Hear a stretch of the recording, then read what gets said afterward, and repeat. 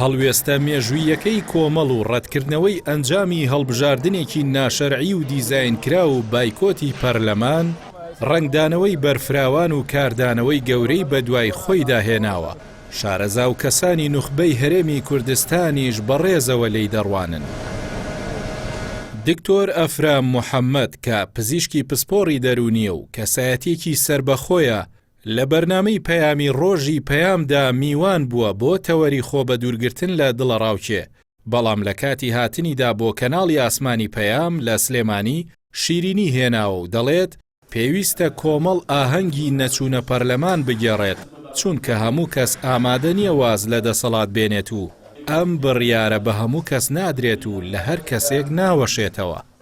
بێ منێستا کە هاتم بۆێرە وە کوشتە بە هەرو کوشتە شین وتەمەڵاکە شیرەوەی ناشتە پەرلەمانەوە پێویست بڵێ زانی بۆ پێویست وایە ئەمەکو پێشنیارێ لێ کۆمەڵ دانیشی ئاهەنگ بگێڕێ، ئاهەنگی نەچوونە پەرلەمان، چونکە بۆ هەموو کەسێ ئامادەنی وازە دەسەڵات بێنێ.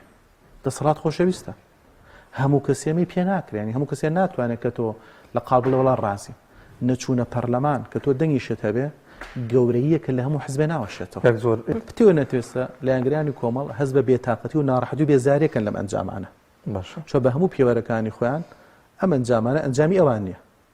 هیچ کەسێکیش لە ساحەی سیاسی کوردستانە تۆزێ چاو بخشێنێ بە وەزعەکەیە ئەزانێ ئەم ئەنجامانەشێکی دیزاینکراون پێویستی بە بەڵگە و هەندێش تاوان هەیە بەڵگەی ناوێ، یعنی هەندێک تاوان هەیە ئەوە نەڕوونە پێویستی بە بەڵگە و بەڵگە بۆم ئیسپات بکە، چونکە شتەکە ئەوە نەڕوونە هیچ عەقڵێکی سەلیم وەری ناگرێ.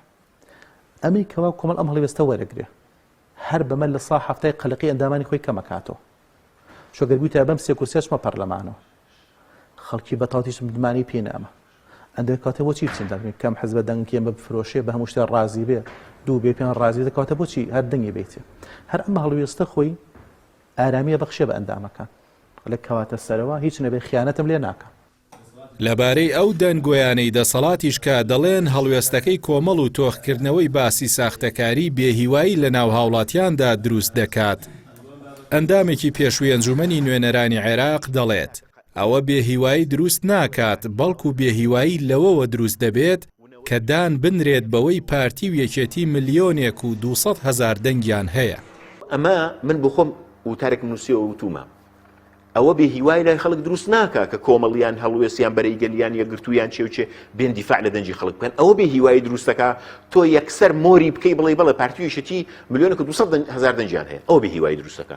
ئەگەر لە من دەپرسی ئەوە بێهیوایی دروستەکە حاڵێک یەشێتیش ئێستا کە ئیمزای کرد کە بڵێ پارتی خاوەنی 800,000 دەنگ زیاترە ونەوەی نوێ و یەکگرتوو و لایەنەکانی تریش ئەبێ وریای ئەوە بن کە دوایی زۆشتی تریان بەسەر ئەسە پێندرێ. وەکو ئەزانی ناچار من دەست بن بە دنیایەک تەنازولاتی تر، مەسەلەن یەشێتی ناتوانێت هیچ یەشێک لە وعدانەی جێبەجێ بکات کە داوێتی بە خەڵک، نەوەی نوێ ناتوانێت هیچ یەشێک لە وعدانەی جێبەجێ بکات کە داوێتی بە خەڵک، یەکگرتووش ناتوانێت هیچ وعدێک جێبەجێ بکات کە داوێتی بە خەڵک. کۆمەڵی دادگەری وەک هێزێکی ڕەسەن و ڕازگۆی هەرێمی کوردستان کاتێک دڵنیا بووەوە لەوەی ئەنجامەکانی هەڵبژاردن دیزاین کراون و ساختەکاری گەورەی تێدا کراوە، ڕاستەوخۆ بڕیاریدا کە ئەم خولەی پەرلەمان نوێنەرایەتی ڕاستەقینەی خەڵک ناکات و لە زاری سەرۆکەکەیەوە وتی ئەم پەرلەمانە بەشایەنی ئەوە نازانین کە کۆمەڵی تێدا بێت.